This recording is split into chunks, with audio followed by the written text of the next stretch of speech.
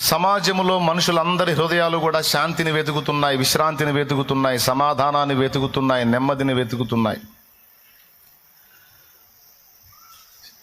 మనశ్శాంతి ఎక్కడ దొరికిద్ది, ప్రశాంతత ఎక్కడ దొరికిద్ది, విశ్రాంతి ఎక్కడ దొరికిద్ది, అది నేను ఏ విధంగా పొందగలనని మనుషులు తిరగని ప్రదేశాలు లేవు, వెతకని స్థలాలు లేవు, చెయ్యని ప్రయత్నాలు లేవు. నానా బాధలు పడుతున్నారు నెమ్మది కోసం. కానీ ఎన్ని తిప్పలు పడినా వాళ్ళు వెతుకుతున్నటువంటి ప్రశాంతత, విశ్రాంతి, మనశ్శాంతి అనేవి దొరకట్లా.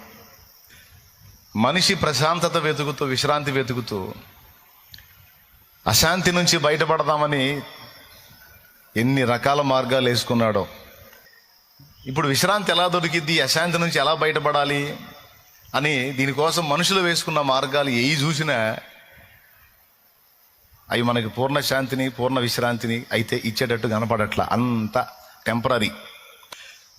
మానవుడా, నువ్వు వేసుకున్న ఏ త్రోవలో కూడా నువ్వు వెతుకుతున్న విశ్రాంతి దొరకదు. అశాంతే నీ బ్రతుకు. మరి విశ్రాంతి ఎవనికి దొరుకుతుంది, ఎవని హృదయం పూర్ణ శాంతితో ఉంటుంది అంటే, మనుషుల్ని భూమి మీద సృష్టించిన దేవుడు మనిషి మనుగడ కావలసిన అన్నీ ఇచ్చాడు. ఒక విలువైన దానిని తన యొద్దనే పెట్టుకున్నాడు. ఇవన్నీ అనుభవించుట ద్వారా దొరకని ఒక దానిని తన యొద్ద పెట్టుకున్నాడు. దాని పేరే సంతోషము, సమాధానము, విశ్రాంతి, పూర్ణ శాంతి. ఆయన దగ్గర పెట్టుకున్నాడు.